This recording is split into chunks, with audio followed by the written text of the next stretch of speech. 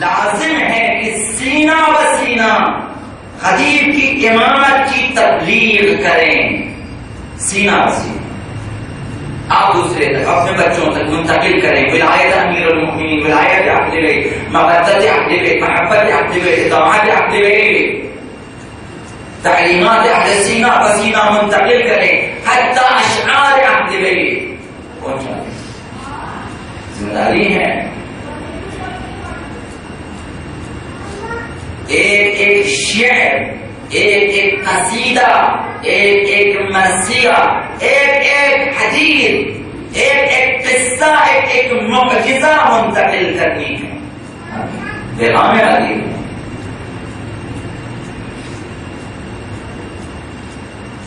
آج یہ مہم ذمہ داری ہماری دوش پر ہے۔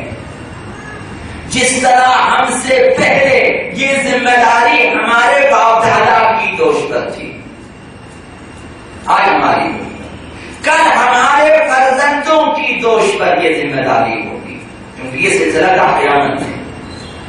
والوالد الولد، ہر باپ کو بیٹے، کل کو ہماری نسلیں باپ بنے گی، اپنے فرزندوں تک پہنچانا ان کی ذمہ داری ہے۔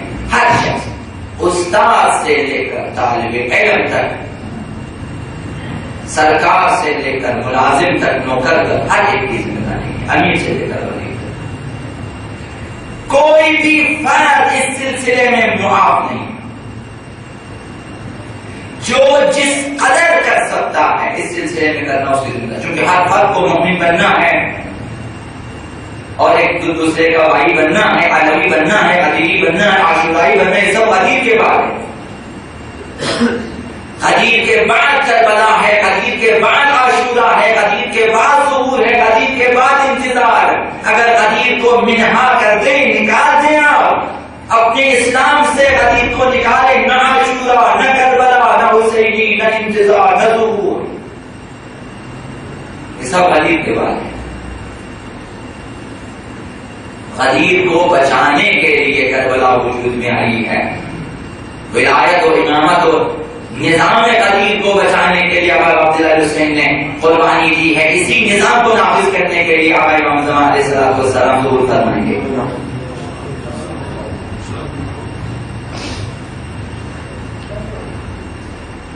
ہم پہ لازم ہے یاد قدیر، نام قدیر اور پیغام قدیر کو زندہ رکھیں۔ ہمیں شہیدان راہ قدیر کو زندہ رکھنا، ہمیں حامیان قدیر کی یاد کو زندہ رکھنا ہے۔ کتنے افراد اس راہ میں شہید ہوئے ہیں، کتنے افراد اس قدیر کی حمایت کے لیے قربان ہوئے ہیں، ایک ایک کو یاد کرنا ہے۔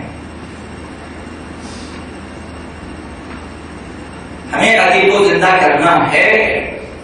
اب نہ معلوم کتنے ہم میں سے احساس کریں گے اور قدیر کے لیے آمادہ ہو جائیں گے، تیار ہو جائیں گے۔ ہمیں مولا قدیر علی بن ابی طالب سے لے کر تمام وارثان قدیر، حسن و حسین، سجاد و باقر، جعفر و موسیٰ، رضا و تقی و نقی و عسکری، اور آخرین وارث قدیر، وارث تمام انبیاء، خاتم الاوصیاء، مہدی موعود اجل اللہ تعالی،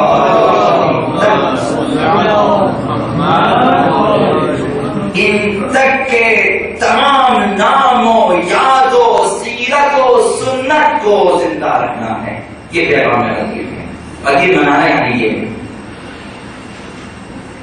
تاکہ ہمارے نام بھی قدیر کو تاریخ میں زندہ رکھنے والوں کی فہرست میں، قدیر کو اور پیغام قدیر کو دوسروں تک پہنچانے والوں کی فہرست میں شامل کیے جا سکے۔ ہر ایک کو کچھ نہ کچھ کرنا ہے۔